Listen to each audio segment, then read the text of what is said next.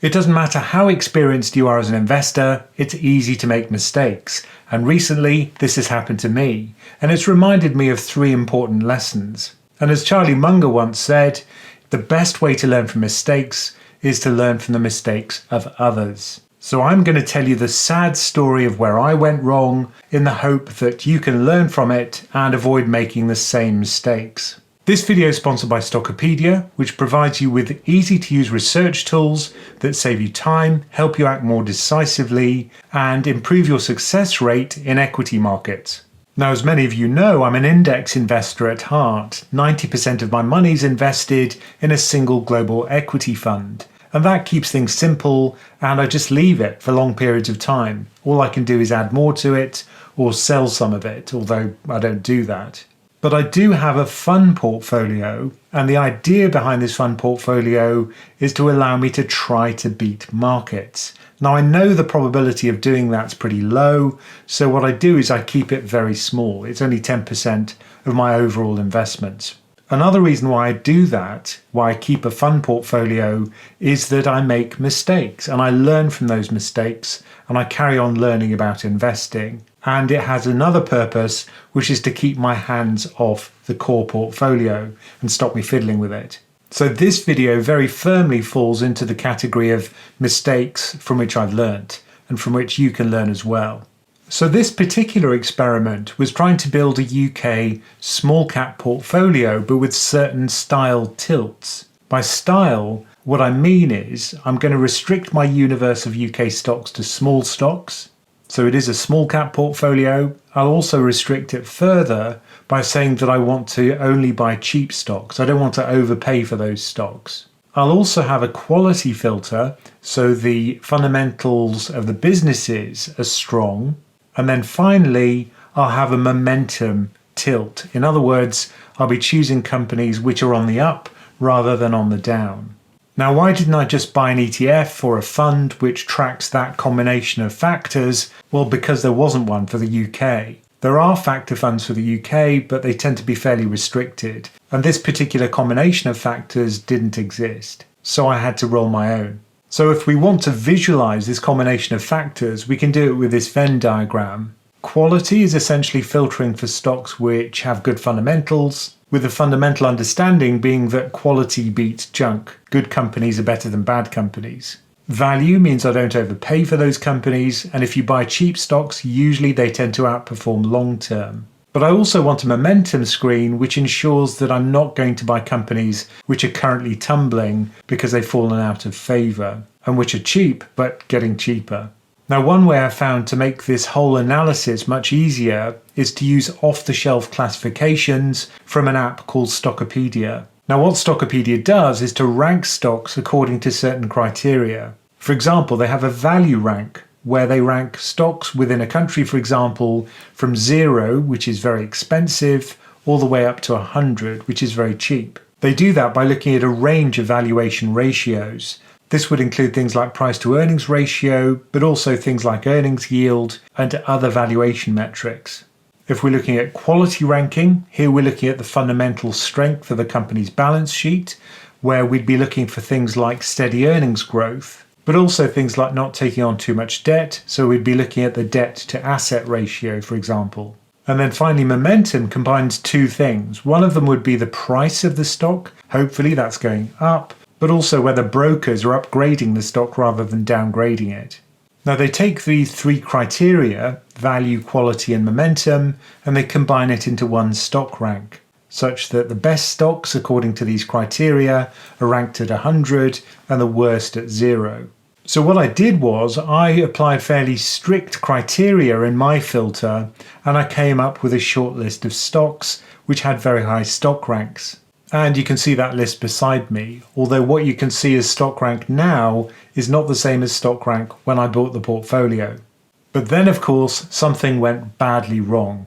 To see that, we can look at the cumulative return of that portfolio from the time I created it in October of 2023 to the time I make this video, which is the beginning of May in 2024. You can see how initially there was a bit of a wobble. The value of the portfolio fell. Call that Ramin's rule. It always falls initially, but then things started to improve and the value of the portfolio started increasing at a fairly steady pace. But then when we reached the dashed yellow line, something terrible happened, and of course, this was my meddling with the portfolio. As a result of that, I immediately lost 12%. Since then, the portfolio's recovered, but I'd be a lot better off if I hadn't meddled with the portfolio in the first place. So why did I fiddle with the portfolio? Well, I also looked at something which Stockopedia produces called the NAPS portfolio, which is the no admin portfolio system. Now what they do with that portfolio is to ensure that they've got a small number of stocks from each sector in the UK. And by diversifying across sectors, the overall diversification of the portfolio is a lot better. For example, if there's a pullback in markets, the defensive sectors will tend to protect you. If there's a period of strong economic growth and people are bullish, then the cyclical sectors will tend to do well. But if you look at the correlation of stocks, they tend to be highest within a sector. So by diversifying across sectors, your diversification improves. But if we look at my portfolio, it's not very diversified at all. There are only 4 sectors in it, and you can see the concentration. There's a lot in industrials, consumer cyclicals, and financials. And there's also a sliver of energy in there. But a lot of the UK sectors don't show up in that portfolio at all. Compare that with a NAPS portfolio, which was published at the end of December, and you can see that there are many more sectors. In fact, there are 9 sectors represented here, and there are 2 or 3 stocks from each of them. So the reason why I meddled was to try and include more sectors in my portfolio, because I realized I was quite concentrated. So I reran my screen in Stockopedia and loosened the criteria somewhat so that I'd get a longer list and I'd be more likely to get more sectors in my shortlist. That meant I had to accept lower stock ranks, but I think that's a price worth paying to get more diversification. But then what I did was my first mistake, which is to immediately implement that change. Today's video is sponsored by Stockopedia. Are you ready to take your investment game to the next level? With Stockopedia, you'll have the tools, the insights, and the data to make more informed investment decisions and to get ahead in the stock market. Get access to institutional quality data across 35,000 stocks and across multiple global markets. With Stockopedia, you can find the hidden gems which others might miss by using the powerful screening tools on offer. Over 350 financial ratios are available for you to screen on and identify companies which match your personal investment criteria. Also, you can feel more confident in your investment decisions based on reliable financial data. Stockopedia stock reports enable private investors to diligently assess the risks and opportunities represented by companies. So you can sleep easier knowing you've reduced your exposure to potential losses. Stockopedia's proprietary stock rank system simplifies the process of evaluating stocks. And this is based on proven principles of factor investing and provides you with a clear score between 0 and 100 based on quality, value, and momentum. Stockopedia's portfolio analysis tools give you the power to carefully assess your diversification. You can instantly identify and weed out low return stocks, helping you build a stronger, more resilient portfolio. Sign up for Stockopedia today and receive a 25% discount on any annual plan. And you can do this via the link in the description below. You'll unlock a world of powerful insights and cutting-edge tools. It's the time-saving solution to get instant fixes on stock merits without hours of tedious research. Take control of your investments, save time, and start making better stock market decisions. So this was the first thing that went wrong, and it was due to the illiquidity of the stocks which I owned. Well, what I've done here is in Stockopedia, I've shown you my old screen which I used to build that portfolio. And I've added a column which is the spread, the bid-offer spread, or the difference in percentage terms between the buying and sell price of each of those stocks. So for example, if we look at the second item on that list, which is metals exploration, you can see that the bid-offer spread is 550 basis points, which is 5.5%. In other words, the difference between the price at which you can buy and sell the stock is 5.5%, a huge difference. And this is because it's a small, illiquid stock. Generally, if the market cap's larger, the bid-offer spread is tighter. And one of the stocks on this list further down is JZ Capital Partners, and that has a spread of over 2,000 basis points. That's over 20%. So this morning I looked at that stock on the London Stock Exchange, and it shows you what the bid-offer spread is right now. The selling price is 190 pence. That's called the bid price. And the offer price, the price at which you buy, is 240 pence. That's a difference of 26%. You can also tell how illiquid this stock is by simply looking at its price. Notice how it just plateaus for long periods of time. For a liquid stock, you'd expect that to be zigging and zagging up all the time. And if we compare that with a very liquid and large stock, like Shell for example, the bid-offer spread there is absolutely tiny. It's just 0.05%.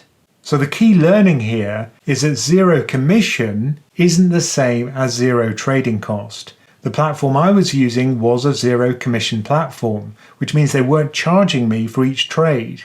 However, it's always the case that there's a bid-offer spread for stocks. The buying price is always high, the selling price is always low. But the difference between those two depends on how liquid the stock is. So if we take the example of JZ Capital Partners, the bid price is 190, the offer price is 240, and let's say that I buy the stock at the offer price of 240 pence. And then let's say that the price of the stock goes up by 20%. Now the key point here is that the bid and the offer price will both rise, such that the gap between them probably won't change much at all. It'll still be about 26%. So if I then choose to sell the stock, I'll be doing something called crossing the bid-offer spread. In other words, I'd be paying away the difference between the bid and offer price. And this happens every time you buy and then sell. Now, even though the mid price of this stock has gone up 20%, I'd still end up making a 5% loss on this trade. Now, what I'm not saying here is that you should never buy illiquid small cap stocks. Far from it. All I'm saying is that when you do that, be aware of the bid-offer spread, because that's the percentage you have to beat in order to make a profit. So if you are going to buy small caps, just be aware of that bid-offer spread, and perhaps include the bid-offer spread in your screen for the stocks you're looking at. The second lesson I learned from this is about meddling. Now, the less you trade, the better, because you're not going to cross this bid-offer spread unless you trade. So the longer you leave a position, the better. So my mistake was not to identify the problem in my portfolio, which is that it wasn't diversified enough. My problem was that I chose to meddle in the portfolio before it had really had a chance to grow. I rebalanced too quickly and I meddled with it when I really should have just left it alone. It would have been better, for example, to simply create another little test portfolio and see how that compared with the original one. This is an experimentation platform for me after all. Also, that meant that I wouldn't have had to sell the stocks in the original portfolio. Now, what I've done since February is to add another criterion for the next rebalance I do, which won't be for a while, which includes a screen based on that bid-offer spread. So I won't buy stocks where the bid-offer spread is more than 5%. That way I've got less of a hurdle to overcome when I come to make a profit, hopefully. Another problem was that I forgot to let my profit run. What people mean by that is that when your investments are increasing in value, some people panic and say, oh, this is an all-time high, I have to sell, they can't go up anymore. Well, that's just pretty bad thinking. Usually it's best to just let it run and carry on increasing.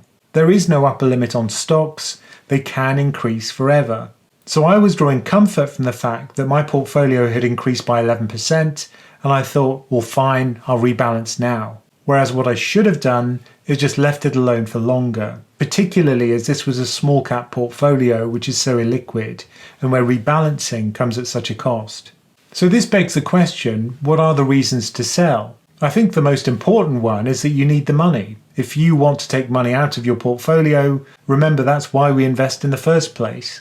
And I think it's a very valid reason to take money out of your investments. Another reason might be that the investment thesis has changed. Whatever the reasons were for buying the stock in the first place, those reasons have now changed. For example, if you look at that stock rank system, 6 months apart say, Many of the stocks which ranked very well 6 months ago won't anymore. And that's because their fundamentals have changed. Maybe new competitors entered their sector. Maybe they had a profit warning due to poor management. Whatever the reason, things change. So what you could do is just yank stocks dynamically as the rank of the stock changes or as the fundamentals change. Or you could simply rebalance very infrequently. Now, if you've got a very liquid portfolio of large cap stocks, you can afford to rebalance more often because the bid-offer spread is smaller.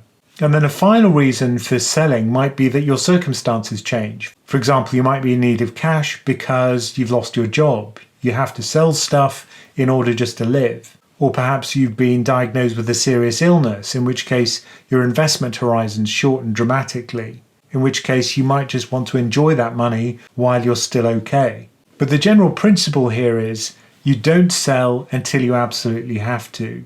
And the longer you leave things, the better. So there's my personal tale of woe, and hopefully that's going to help you because you can avoid the mistakes I made. But I think this is also a great lesson in liquidity and why it's a good thing. And if you have illiquid investments, why that can be a problem.